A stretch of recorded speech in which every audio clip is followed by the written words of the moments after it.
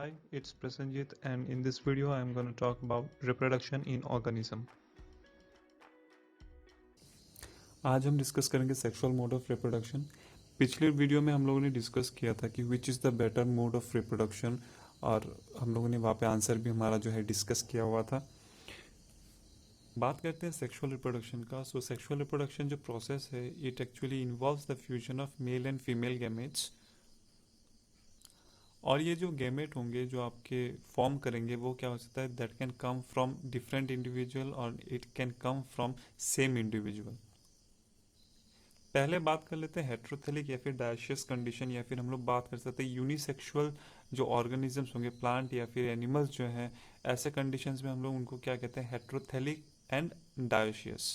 NCERT में example जो है आपका, वो है आपका पपाया जो प्लांट है, वो क्या होते हैं आपके, they are unisexual in nature, और we can say they are dioecious. मतलब आपके जो फ्लावर्स होंगे, इधर दे विल हैव पिस्टिल और इधर they will be staminate.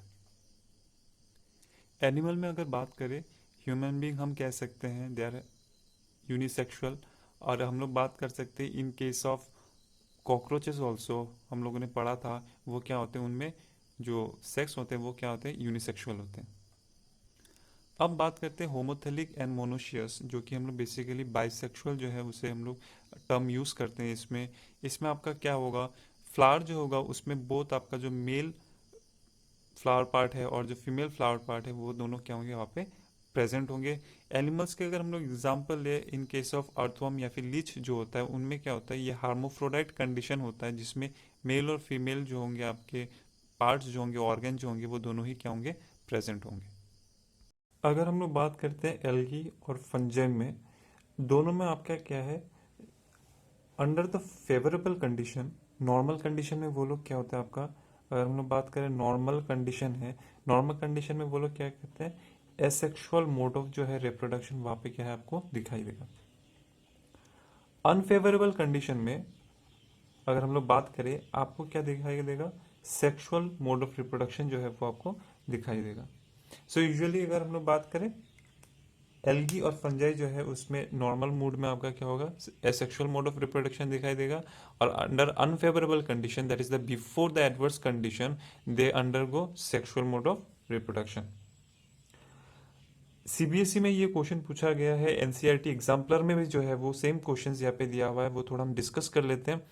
Why do algae and fungi shift to sexual mode of reproduction before the onset of adverse condition. या फिर आपका और एक क्वेश्चन यहाँ पे पूछा जा सकता है, वो है how sexual reproduction enables algae and fungi to survive during unfavourable condition. तो अगर हम लोग यहाँ पे बात करते हैं आंसर्स की, तो यहाँ पे वही चीज़ जो हम लोगों ने पहले पढ़ा हुआ है वही चीज़ होगा। सेक्सुअल मोड ऑफ रिप्रोडक्शन करने से क्या होता है, आपका जो ऑर्गेनिजम्स है उनमें क्या होगा, आपका वेरिएशंस आएगा। जैसे ही उसमें वेरिएशन आएगा, तो आपको क्या होगा, वो जो फंजाई या फिर जो एल्गी है, वो क्या होगा, आपका एडवर्स कंडीशन में क्या होगा, खुद को एडेप्ट कर पाएगा और वो क्या होगा, सर्वाइव कर पाएगा। तो पहले हम लोगों ने डिस्कस किया था कि जो ऑर्गेनिजम्स हैं, जितने भी प्लांट एनिमल या फिर फंजाई जो भी है, उनके जो मॉर्फोलॉजी है, उनके जो इंटरनल स्ट्रक्चर है, फिजियोलॉजी जो है, वो सारे आपके क्या हैं, डिफरेंट है, वो वेरी करता है। लेकिन हम लोग बात करेंगे सेक्सुअल मोड ऑफ रिप्रोडक्शन, उनके जो पैटर्न है वो क्या है, उनमें सब में सिमिलर होगा। तो यहाँ पे एक क्वेश्चन मैंने शो किया हुआ है, what features are common to this diverse organism, जो एल्गी है, फंजाई है, एनिमल है, सबके मॉर्फोलॉजी फिजियोलॉजी अलग होने के बावजूद भी ऐसा कौन सा फीचर है जिनमें उनके बीच में जो है वो डाइवर्स ऑर्गेनिज्म जो है उनके बीच में कॉमन है। तो वो है आपका स्टेजेस ऑफ लाइफ साइकिल। अगर हम लोग बात करें, उनमें जो लाइफ साइकिल का जो पैटर्न है, डिफरेंट डाइवर्सिटीज ऑफ ऑर्गेनिज्म में क्या होगा, आपका सेम होगा। जो भी ऑर्गेनिजम्स है उनके लाइफ में 3 स्टेजेस आएंगे आपके, जुबिनल स्टेज, रिप्रोडक्टिव स्टेज और सेनेसेंट स्टेज। जुबिनाइल फेज हम लोग एनिमल के केसेस में कह सकते हैं, या फिर अगर प्लांट के बारे में बात करें तो हम लोग उसे वेजिटेटिव फेज कहेंगे। सो पहला जो फेज है वो है आपका लाइफ साइकिल का, वो है आपका जुबिनाइल फेज या फिर वेजिटेटिव फेज। वो क्या है, basically period of growth and maturity. Plant जब ग्रो करेगा, स्टार्ट करेगा ग्रो करना, till it reaches the maturity, वो जो पीरियड क्या होगा, वो आपका क्या होगा, जुबिनाइल फेज होगा। अगर हम लोग बात करते हैं रिप्रोडक्टिव फेज का, वो फेज आप होगा जैसे ही जुबिनल खत्म हो जाता है हमारा, उसके बाद जैसे ही प्लांट अगर हम लोग बात करें वहाँ पे क्या होगा, आपका फ्लावरिंग जो होगा वो स्टार्ट होगा। जैसे ही आप देख सकते हैं कोई भी प्लांट होगा उसमें जैसे ही आप बर्ड कंडीशन देख पाएंगे कि फ्लावर के बर्ड्स आने लगे हैं, तभी हम बोल सकते हैं कि जो प्लांट है उसमें क्या है, आपका जो जुबिनल फेज है या फिर उसका जो वेजिटेटिव फेज है वो एंड हो गया है, और आपका जो रिप्रोडक्टिव फेज है वो क्या हो गया, आपका स्टार्ट हो गया। सो रिप्रोडक्टिव फेज प्लांट में आप कैसे कैसे समझोगे कि जो प्लांट है उसमें रिप्रोडक्टिव फेज स्टार्ट हुआ है। So this is actually mark bye flowering in plant. कभी भी फ्लावरिंग अगर स्टार्ट हो गया है प्लांट में, इसका मतलब प्लांट में क्या है, रिप्रोडक्टिव फेज स्टार्ट हो गया है। अगर हम लोग बात करते हैं एनिमल में, तो एनिमल में आपका जो रिप्रोडक्टिव फेज है it starts with the gamete formation in body. जैसे ही हमारा रिप्रोडक्टिव फेज खत्म हो जाता है, फिर आपका आता है सेनेसेंट और द ओल्ड एज, जिसमें हम लोग का क्या होता है, रिप्रोडक्टिव फेज जो है वहाँ पे आपका क्या होगा, खत्म हो जाएगा। अब हम थोड़ा डिस्कस करेंगे जुबिनाइल फेज या फिर वेजिटेटिव फेज जो है in case of organism. Vegetative phase जो है आपका वो डिफरेंट ऑर्गेनिजम्स के लिए, फिर डिफरेंट प्लांट के लिए हम लोग कहें तो अलग अलग होता है। अगर हम लोग बात करते हैं यहाँ पे मेरीगोल्ड के बारे में, मेरीगोल्ड में जो वेजिटेटिव फेज है वो आपका क्या है, 2 to 3 मंथ जो होगा वो उसका वेजिटेटिव फेज होता है। ठीक उसी के बाद ही आपका क्या है, उसमें फ्लावरिंग स्टार्ट हो जाता है। अगर आप राइस की बात करें तो राइस में भी आपका क्या है, 3 मंथ जो है वैसे आपका क्या है, उसका वेजिटेटिव फेज है। ऑन द अदर हैंड अगर हम लोग बात करें यहाँ पे वीट जो है, वीट का भी आपका क्या है, सेम है, ऑलमोस्ट 3 to 4 मंथ्स जो है वैसे ही आपका क्या है, उसका वेजिटेटिव जो फेस होगा वो 3-4 मंथ्स के लिए होगा।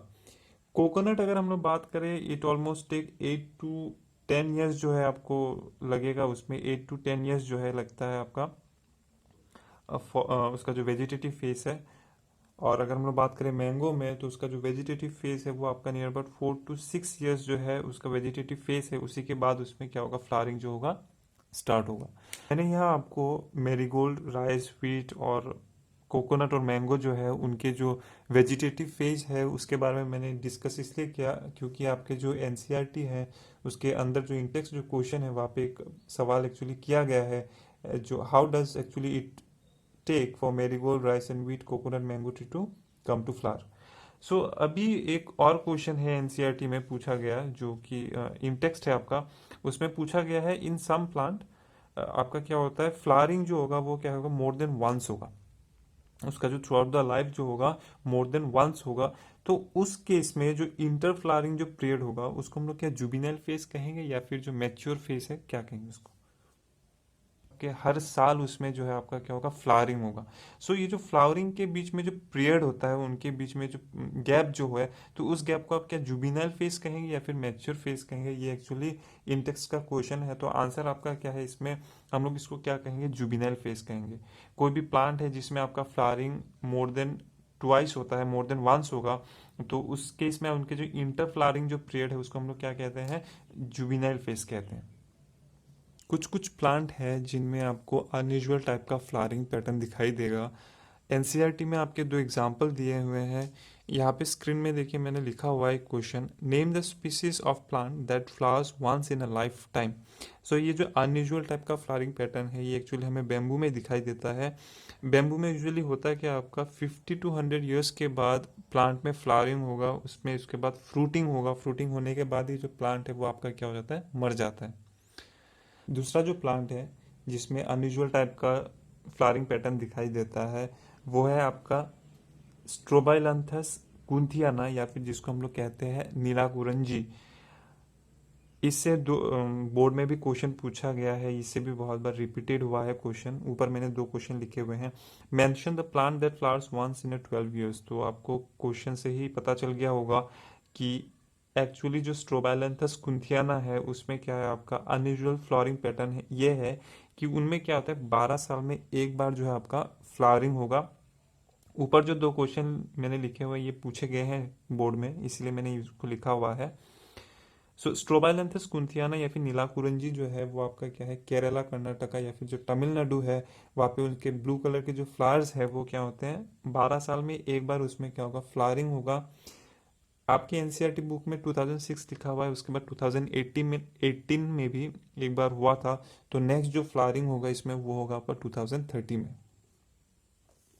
अब हम थोड़ा डिस्कस करेंगे एनिमल्स के बारे में। अगर एनिमल्स में देखें, उनके जो जुबिनाइल फेज के बाद उनमें क्या होगा, एक मॉर्फोलॉजिकल और जो है फिजियोलॉजिकल आपको जो है चेंजेस वो दिखाई देंगे।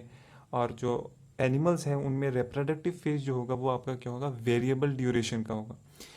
डिफरेंट ऑर्गेनिजम्स जो हैं, जो उनके जो डिफरेंट जो एनिमल्स अगर हम लोग कहें, उनमें क्या होगा, आपका जो रिप्रोडक्टिव फेज है वो क्या होगा, अलग अलग ड्यूरेशंस का होगा। यहाँ देखिए मैंने क्वेश्चंस लिखा है, among animals for example birds, do they lay eggs all through the year.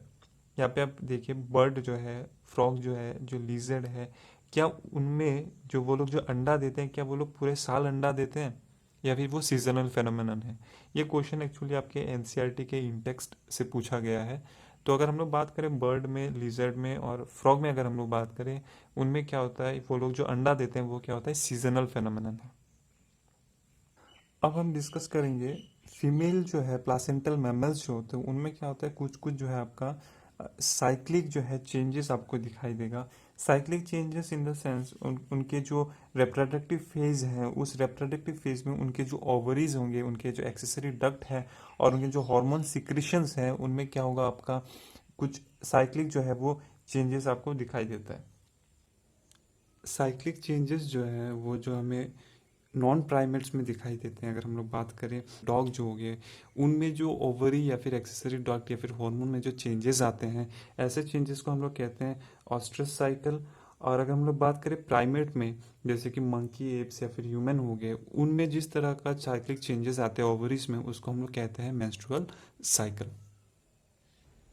जो ऑर्गेनिज्म ऑस्ट्रस साइकिल को फॉलो करते हैं उनको हम लोग बेसिकली सीजनल ब्रीडर्स भी कहते हैं, और जो मेंस्ट्रुअल साइकिल फॉलो करते हैं, जिसमें मेंस्ट्रुअल साइकिल शो होता है, उसको हम लोग बेसिकली कंटिन्यूस ब्रीडर भी कहते हैं। डॉग में आपने नोटिस किया होगा कि उनमें जो ब्रीडिंग सिस्टम होता है वो क्या होता है, सीजनल होता है। उनमें जो बच्चे होते हैं एक पर्टिकुलर सीजन में ही होते हैं, तो उन्हें क्या होता है, सीजनल ब्रीडर कहा जाता है। हम अगर बात करें ह्यूमन बींग या फिर एप्स में, उनमें क्या होता है, पूरे साल भी जो है बच्चा देने का क्षमता होता है, तो इसीलिए उनको हम लोग कहते हैं कंटिन्यूस ब्रीडर।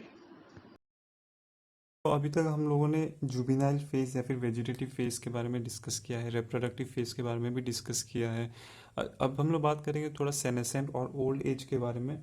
अगर हम लोग बात करें सेनेसेंट या फिर ओल्ड एज, वो बेसिकली क्या है, actually end of the reproductive phase कह सकते हैं। जैसे हमारे रिप्रोडक्टिव फेज खत्म हो जाता है, वो आपका क्या कहलाएगा, सेनेसेंट या फिर old age. And old age ultimately आपका क्या होगा, it leads to death, leads to death. Ultimately हमारे क्या आएंगे, ओल्ड एज के बाद हमारे में क्या हो जाएगा, डेथ हो जाएगा। इसमें क्या होता है, ओल्ड एज में आप क्या देखेंगे, जो एनिमल्स हैं या फिर हम बात करते हैं ह्यूमन बींग्स का भी, आप मान के चलिए, उनमें क्या होता है, उनके जो मेटाबॉलिक एक्टिविटीज़ हैं, उनके जो मेटाबॉलिक एक्टिविटी होंगे वो क्या हो जाएंगे, स्लो डाउन हो जाएंगे। मेटाबॉलिक एक्टिविटी क्या हो जाएंगे, स्लो हो जाएंगे। आपने देखा होगा जो भी ओल्ड हैं, कोई घर में अगर हमारे बुजुर्ग आदमी हैं, तो उनमें क्या होता है, आप देखेंगे कि उनके जो विजन है उनमें प्रॉब्लम आ जाता है। उनको कुछ चीज़ें याद रखने में जो है उनमें प्रॉब्लम हो जाता है। उनके जो खाने का जो सिस्टम है उसमें भी क्या होता है, उनके थोड़े डिस्टर्ब हो जाते हैं। तो ओल्ड एज या फिर सेनेसेंट एज में आपको क्या होगा, this is the end of the reproductive phase. And उसमें क्या होगा, आपके जो उनकी बॉडी के जो मेटाबॉलिक एक्टिविटी है वो क्या हो जाते हैं, स्लो डाउन हो जाते हैं। सो ये जो सारे ट्रांजिशन हो रहे हैं, ये सारे जो चेंजेस हो रहे हैं हमारे from juvenile phase to reproductive phase, फिर रिप्रोडक्टिव फेज से जो सेनेसेंट फेज है, ये सारे जो ट्रांजिशन हो रहे हैं ये हमारे बॉडी में कैसे हो रहे हैं, it is happening only because of the hormone. हमारे बॉडी में जो हार्मोन के रेगुलेशंस है, हार्मोनल जो रेगुलेशन है, उसके चेंजेस की वजह से हमारे क्या होते हैं, जो रिप्रोडक्टिव फेज है हमारे, वो क्या होते हैं, डिस्टिंग्विश कर पाते हैं हम लोग जुबिनाइल, रिप्रोडक्टिव या फिर जो सेनेसेंट होता है, this is because of hormone. इस वीडियो में हम लोगों ने थोड़ा बहुत रिप्रोडक्टिव सिस्टम के बारे में डिस्कस किया है। तो अगले वीडियो में हम लोग डिस्कस करेंगे इवेंट्स ऑफ सेक्सुअल रिप्रोडक्शन।